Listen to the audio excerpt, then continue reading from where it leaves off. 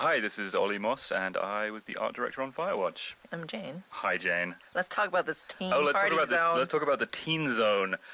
So the teen zone is one of the first areas that we used as a sort of art test to see how we would go about building the rest of the game. We knew from the pretty early on that, on day one, you will start from the tower, and you will have to head down to the lake, and somewhere in between, you will see some teens, and they're partying. And so we call this the teen zone because this is where all the teen stuff is. Yeah, and it was important to us that the reveal that it was a group of teens was communicated through the level design. So the idea was that you just kind of walk through some trees and burst out into this scene where a campfire was still burning. And you had a pretty strong idea of what you wanted it to look like. Yeah, I just wanted to put some big angular rocks in there, which is basically the my modus operandi for the entire game. But we wanted to have a big angular sort of rock, which became known as Pride Rock because it looked so much like the rock from The Lion King. We did name that Pride Rock, didn't we? That rock does serve as a very strong landmark pretty early in the game, and it kind of does point the player in the right direction. Exactly. Should we talk a little bit about our process for designing these areas? So in the beginning, when we just have no concept art, we will just mock it out with just literally just gray boxes and a gray terrain. And then we will take screenshots and give it to Ollie to be like, please pretty this up, Ollie. Oh, well, first of all, I'll do a terrible garbage sketch and pitch it to the team. And if people like the gist of it, then we'll go away and do a bit more of a detailed drawing, and then you would go. Yeah, we'll add in some more shapes. And then we just keep going back and forth with paint overs from Ollie. And then it's just a sort of tennis, really, just back and forth between the two of us until everyone's happy with what we have. Yeah.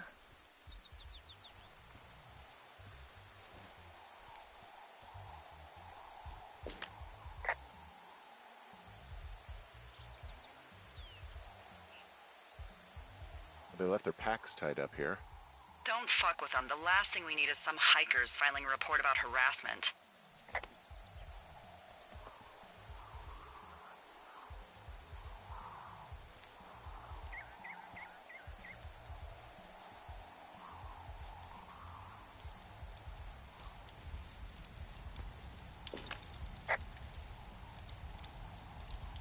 Oh, look, they decided to have a campfire, too. You know, they color-coded the fire danger signs in case people were illiterate. But I guess that doesn't take into account just plain stupid, does it?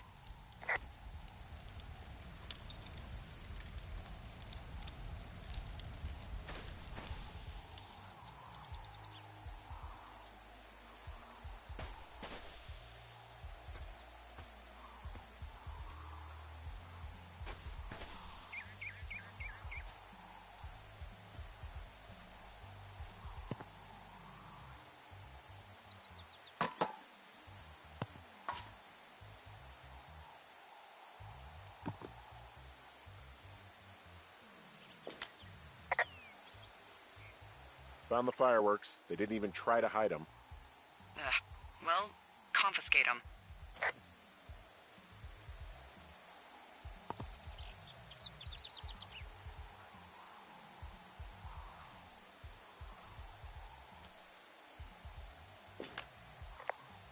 They left half a bottle of whiskey. Decent stuff.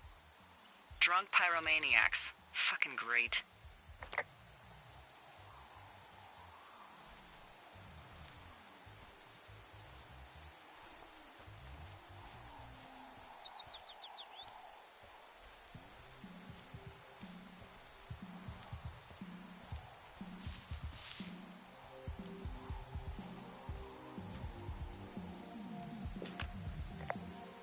I found a bra. A nudie pyromaniac. Remain professional.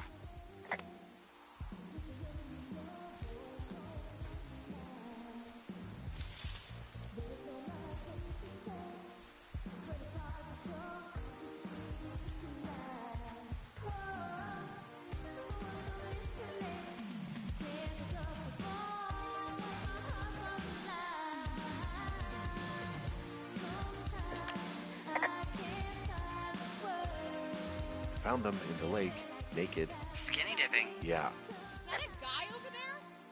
Oh boy. Enjoy dealing with that.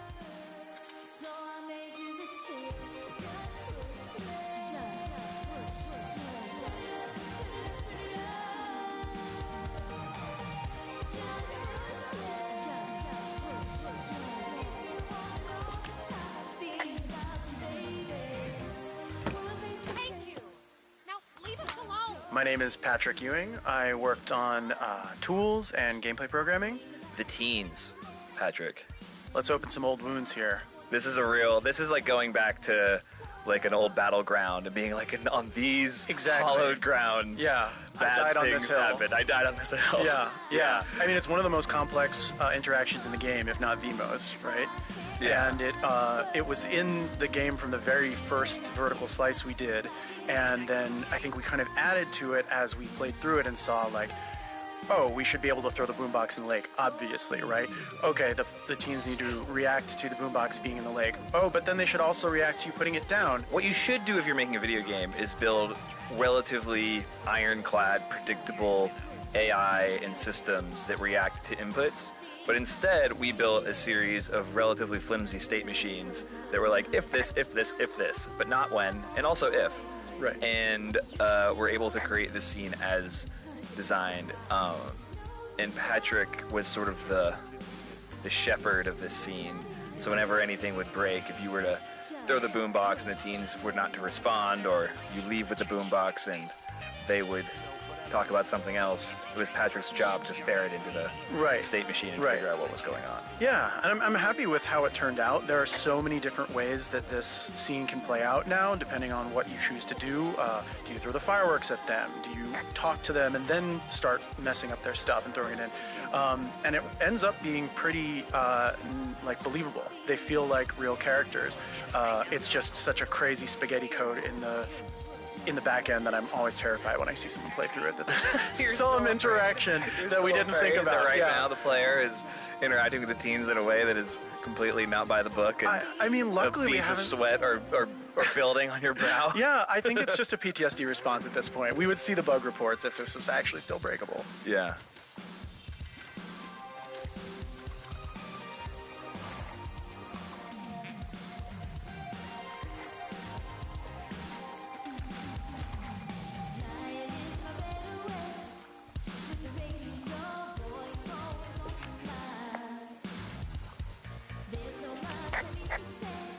Hey, there's a trail to Two Forks Tower down here near the lake, Yeah, that's your tower. so I should go this way. Well, you're not climbing back up that slide.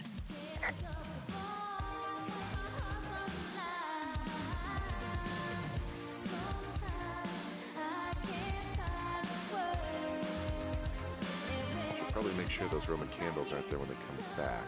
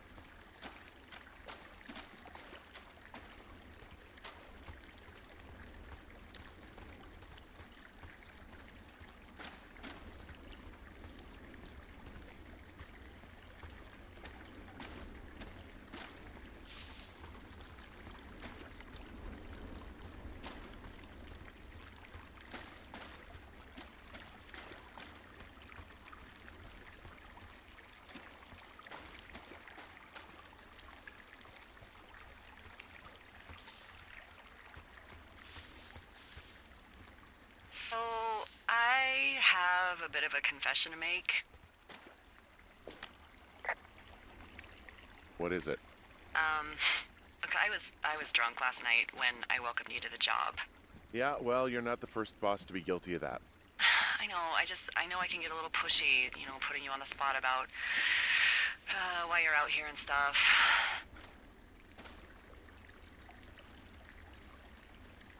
It's fine. I'll keep that sort of a thing to a minimum. Anyway, let me know when you get back to your lookout.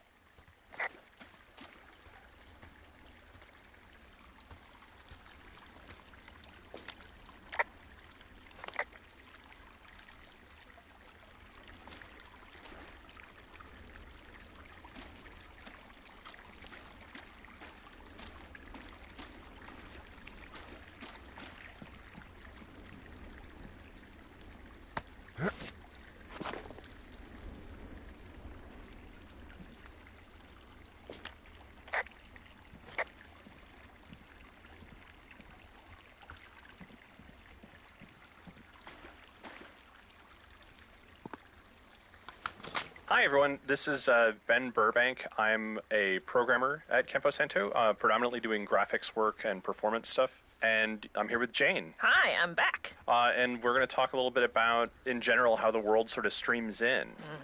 This is a big open world game. There are, tens of thousands of trees somewhere in there? Yeah, and we have how many chunks of the world that we stream in and out? There are 100 plus. Yeah, I think over 120. One of the big challenges with that was we have to remove parts of it when you're not looking at it, because video game consoles and computers don't like to draw things that aren't seen. Especially not a lot of trees. Yeah, it's a lot of work for that little graphics card to do to try and draw all those that big forest. So the canyon's one of the spots where we have obvious occlusion where you can't see most of the world. So we unload the tower hub. The tower that you see in the canyon is fake. It's a small fake version. Yeah. Which is a common trick. Yeah, so it's like a very low cost version of what it would actually be there. One of the biggest challenges for Jane and people building the levels was figuring out line of sight. So how far can you see? If you have a point where you can see entirely across the map, we had to be very careful about what is actually loaded and what's actually drawing. Yeah, so even though the canyon is pretty much a straight corridor, we had to put in some kinks in there. So, right sort of in the middle, there's a little area where you have to go around a rock. This is so that we could make sure you won't be looking at the lake when we basically delete it out of the world. Yeah.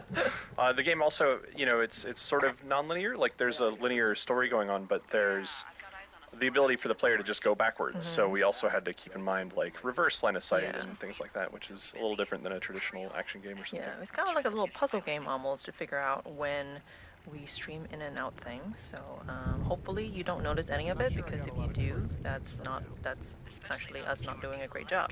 You probably will notice it though sometimes. I'm sorry about that.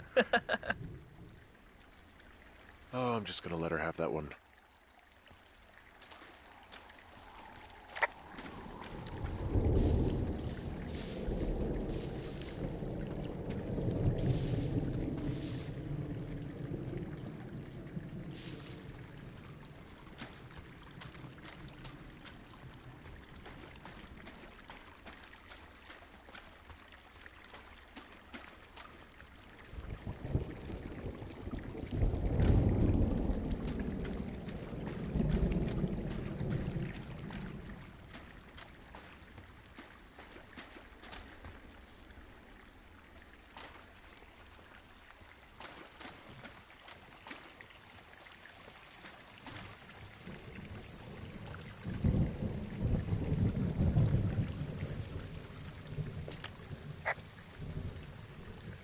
What's in this cave down here? In Thunder Canyon? Thunder Canyon? Hey, I didn't name it. But in the cave, I don't know, rocks? NFS tells people not to go too far in there. It's pretty dangerous. So I say, fuck it. You're a grown man, you can go where you want. Great. Used to go caving with someone back in Colorado. She loved it. Might be great to explore it sometime this summer. Well, that could be fun. Obviously, be very careful. It looks like the path leads through the cave. Back in the cave, huh? Man, I don't need to lose another lookout in there. Another lookout? They go in, they never come out. Hello?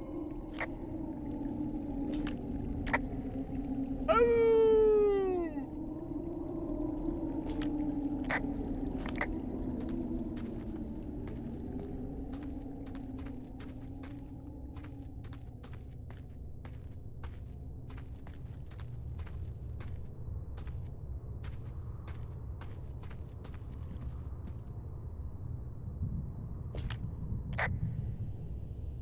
This cave is gated off.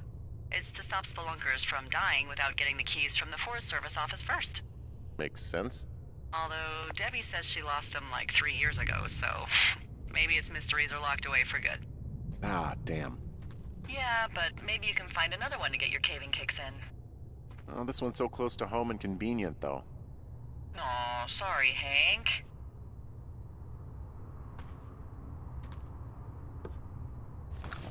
Hi, I'm Jane. We're back. And I'm Ollie. Let's talk about this cave, Ollie. Oh, let's not. This cave really gave us all quite a bit of headache, actually. I was actually kind of having a mini panic attack because one of the hardest things to light in games actually is any area that's sort of half indoor and half outdoor, and this cave is a pain in the butt to light. It is. Well, having we thought you'd be an old pro at this, having worked on a game called The Cave. But yeah, it caused a lot of problems in terms of the logic gating of the environment switches, because every time the time of day changes in the game, it then like sets that time of day. Because there's no doorway really. So the way the cave is lit, it actually just changes the time of day in the whole game. So like when you hit a trigger, if you could somehow magically transport yourself back outside the cave, you'd see like the sun spinning through the sky, the sky changing, and it was really hard to make that process invisible to the player and make it feel natural. Not to mention that when you're inside the cave, everything also has to look really dark. And we use a method called image-based lighting throughout the game. And that basically means that all the objects, like all the trees and rocks, just look out to the sky to see what their lighting should be. And so in the cave, we actually had to do sort of like a fake sky for anything inside that is just pure black. So the lighting inside would be appropriately dark. But still navigatable to a player without the flashlight. Exactly. And also to be able to have a smooth transition when you're going from the brightly lit outside to the really dark inside and coming back out again, and having all the appropriate logic for the time of day, like Ollie said, it was just a real pain in the butt.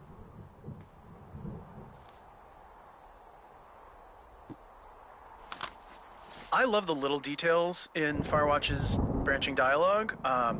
There are a lot of very subtle, hard-to-notice things that Sean put in while writing it that you really couldn't notice without multiple playthroughs, but they add up to this feeling that you're talking to real people who, just like real people, kind of echo back things you said earlier, who continue in jokes that have been established, et cetera, et cetera. And one of the subtlest that I don't think I even noticed till I was rewiring the game midway through is the spooky figure who you meet towards the end of day one. Spooky figure. If the teens call you a creep, Henry calls the guy who's putting a flashlight in his face a creep. Right. And he goes, "There's some guy out here creeping," or he says something like, "He's a creep out here." She's like, "A creep, Henry." He's like, "Yeah, there's a guy who's spooking me out here. I don't like it." And I mean, I like doing stuff like that. I pay a lot of attention to the sort of infectiousness of language. Yeah. Especially in this office, someone will start using a turn of phrase that then I'll be at lunch with someone later, or I'll be out with Jake or whatever, and then I'll hear the phrase theory crafting through them, where it's like, like if somebody was saying, "Oh, there was a total creep outside at the bus stop," then it wouldn't be long, like 18 hours later, it would be totally conceivable to hear Jake be like, "Oh yeah, that guy's kind of a creep. I don't know if we should have him by or whatever." Yep. And I'm like, man, okay, like that word is now like bubbling along the surface of our social network here. Mm-hmm. And people are like that. People are weird, sort of like passive, like non-participatory sponges sometimes. Yeah. And I just like putting that stuff in the writing. And you can do that in games in a way that you can't do that in other media. If you do that in like a book or something, it's so double underlined that it feels like you're making a big point as an author. But in a game, because it's player driven and it's passive, it just feels causal and the way the world works.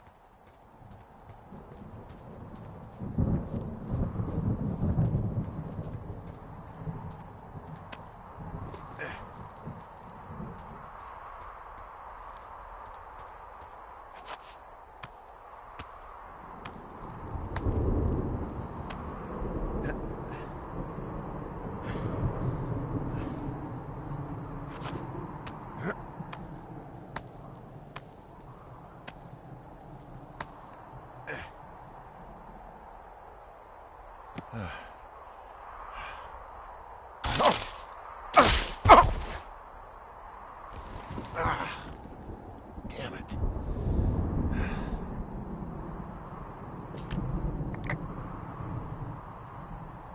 Well, that trail isn't closed anymore. Oh, really? Yeah, I took care of the blocked path. It was backbreaking, but, you know, anything for the service. Well, thank you. Anytime.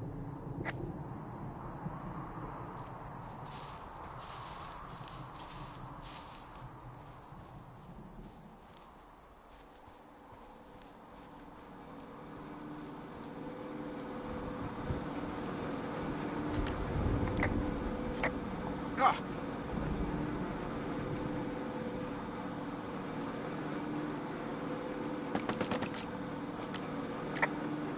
So this generator is all the power I've got out here. Yep, it doesn't go through much gas, and, well, you don't have much in the way of electronics, so... What about my hairdryer?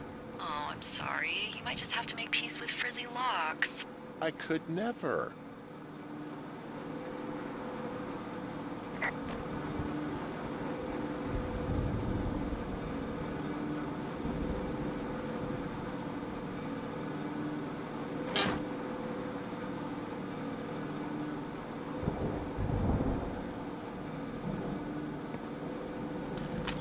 Chris again here. Hey, and Jake, congratulations, player. You have completed the teen loop. Oh man, that's true.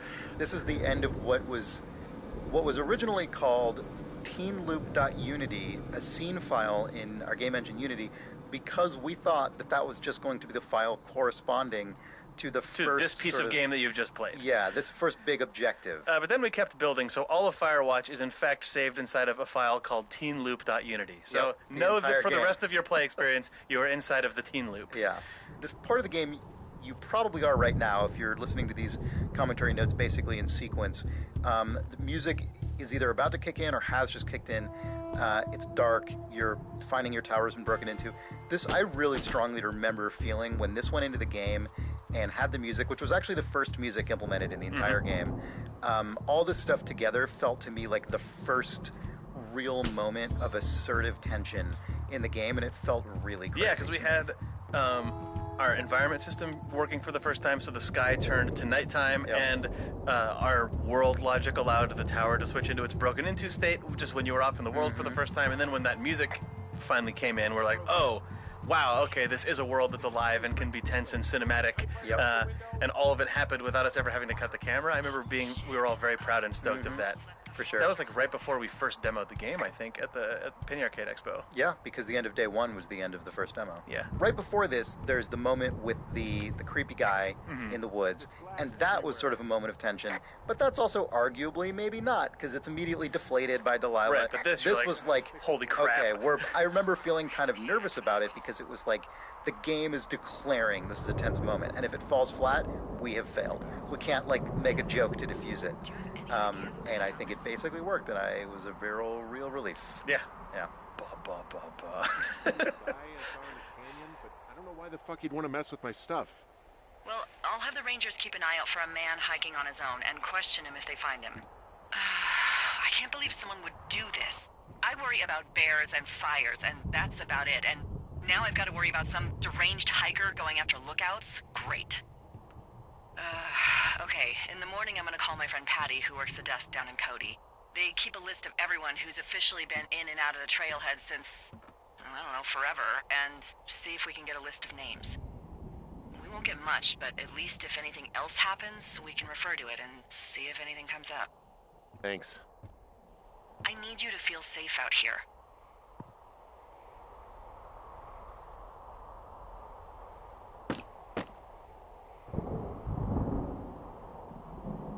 Anyway, I hope you can sleep. I'll talk to you in the morning.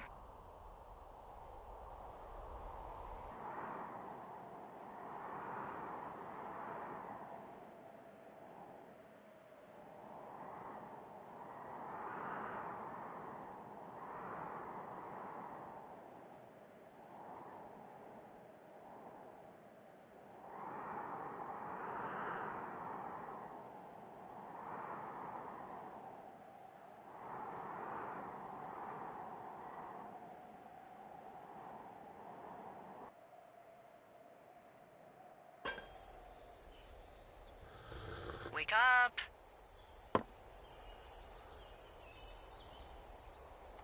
Hey, wake up.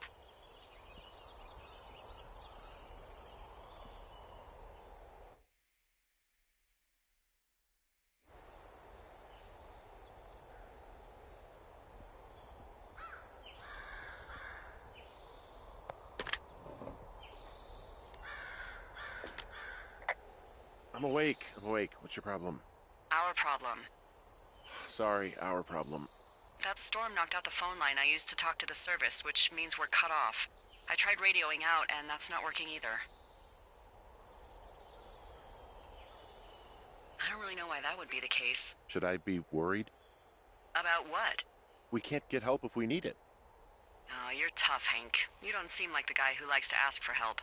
Sure. What I need you to do, though, is hike out to where the wire runs through your area and report back if it's down. Then I can track down a ranger to get someone on it. Okay, I can do that. Where is it? Remember that cave you hiked through yesterday? Yeah, of course. So you're going to want to go back there, go through it, and keep going straight to the north when you come out. Will do. Thanks, Hank.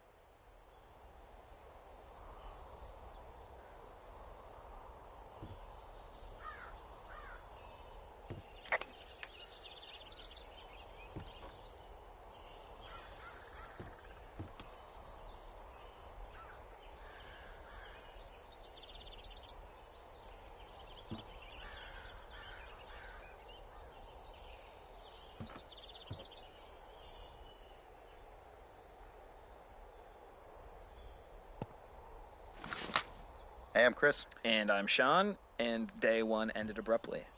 A lot of games don't do that structurally. Yeah. You sort of get to an end point, you touch a flag, or you continue on infinitely with no cuts. Right.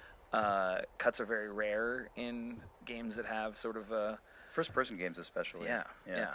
The idea for that came from the movie Dallas Buyers Club. So interesting. I know. I remember so specifically seeing the first time that movie cuts to a day title card where you learn that the Matthew McConaughey character has diagnosed with AIDS and essentially given 30 days to live, and then it cuts and it says day one. And it was that was like a gut punch when you see that because of what it implies. And I was like, oh man, our game is set in basically a limited amount of time, and there's like this tense thing that happens that makes it, it's not as though there's like a specific date that's coming up, but there is like tension now that exists. Also, we had to figure out just how to get around the fact that we had a big open world and needed to tell a linear story, and so I just came in the next day and pitched that idea based on that movie. And we all just thought it was like stylish and interesting and solved so many problems, so we did it. Ended up creating a lot more problems, but I think it worked overall. Yeah, it was great.